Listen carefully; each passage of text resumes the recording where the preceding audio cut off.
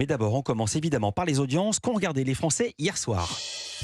Et c'est France 3 qui est en première position avec la série danoise Les Enquêtes de Dan Sommerdahl, un petit leader, tout petit leader même, avec 2,1 millions de téléspectateurs. Derrière, on retrouve TF1 avec Godzilla versus Kong, 2 millions de téléspectateurs pour ce choc des titans, entre deux monstres iconiques du cinéma, et c'était inédit, Claire, à la télévision. Enfin, M6 clôture ce podium avec Zone Interdite, 1,9 million de téléspectateurs pour le magazine qui proposait hier soir un sujet sur l'eau potable en France et notamment son gaspillage. Et sur le reste du week-end, c'était un week-end de sport que vous avez pu également suivre sur Europe 1, évidemment, avec notamment samedi soir un club de football qui est entré dans l'histoire. C'est terminé. Manchester City qui remporte la première Ligue des Champions de son histoire et s'impose 1-0 contre l'Inter. Et oui, Manchester City qui s'est imposé 1-0 face à l'Inter Milan. C'était en finale de la Ligue des Champions. Un match suivi samedi soir sur TF1 par 3,4 millions de téléspectateurs, auxquels il faut ajouter près de 800 000 personnes qui l'ont, regardé sur Canal+.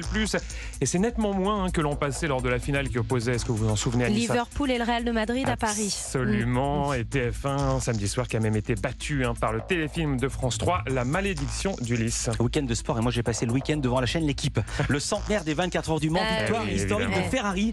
Et il y avait aussi du tennis ce week-end sur France 2. Et oui, avec hier après-midi la finale homme de Roland Garros qui opposait Novak Djokovic à Casper Ruud. C'est une victoire pour l'éternité. Le plus grand, c'est lui désormais, Novak Djokovic. 7-6. Seul au monde.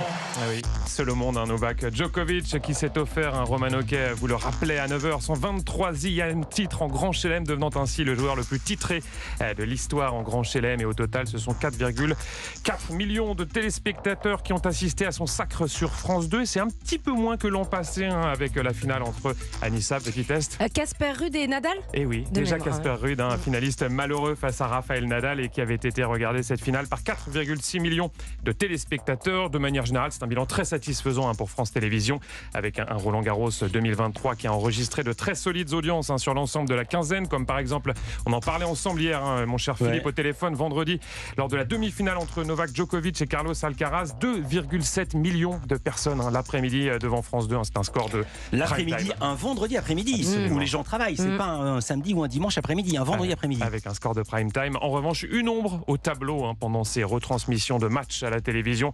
Je suis certain que ça ne vous a pas échappé, chers auditeurs d'Europe 1. Ça concerne ces gradins clairsemés, vous savez, ces chaises vides sur le cours Philippe Chatrier. Alors pas lors de la finale, mais lors des précédentes rencontres. Et ça, ça a beaucoup énervé le commentateur Laurent Luyat. Moi, je suis toujours un peu surpris parce que le stade n'est pas plein, parce que les gens ont acheté des billets pour ce match. Donc c'est assez surprenant. Et hier, pour les demi-finales dames, c'était la même chose. Il y avait beaucoup de places libres. Donc je n'arrive pas à comprendre le principe d'avoir un billet et de ne pas venir voir le match. Et voici pour ce coup de gueule, ou cet étonnement plutôt, de Laurent Luyat. C'était vendredi pendant la demi-finale entre Zverev et Ruud. C'est comme les gens qui achètent des appartements à Paris au bord de la mer, qui prennent la place d'autres et qui n'y vont pas.